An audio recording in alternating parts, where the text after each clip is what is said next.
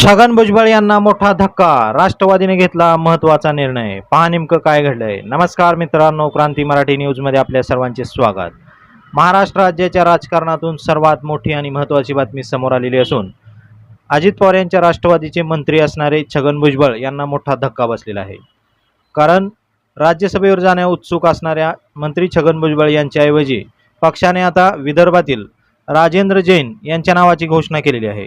त्यामुळे हा छगन भुजबळ यांच्यासाठी मोठा धक्का मानला जात आहे. कारण छगन भुजबळ यांच्या म्हणण्यानुसार राज्यसभेवर गेल्यानंतर त्यांच्या मंत्रिपदाच्या रिक्त होणाऱ्या जागेवर त्यांचा पुतण्या समीर भुजबळ यांना मंत्रिपदाची शपथ देण्यात यावी अशी अट त्यांनी घातली होती. त्यामुळे हा राष्ट्रवादी काँग्रेस पक्षासमोर पेच निर्माण झाला होता. मात्र पक्षाने त्याऐवजी विदर्भातील राजेंद्र जैन यांच्या नावाची घोषणा प्रदेशाध्यक्ष सुनील तटकरे यांनी केलेली आहे.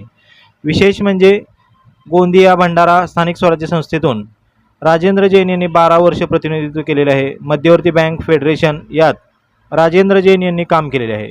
तसेच विदर्भातून एका नेत्याला संधी देण्याच्या दृष्टीने राजेंद्र जैन यांना संधी देण्यात आलेली आहे. यामुळे मंत्री छगन भुजबळ यांना धक्का बसलेला आहे.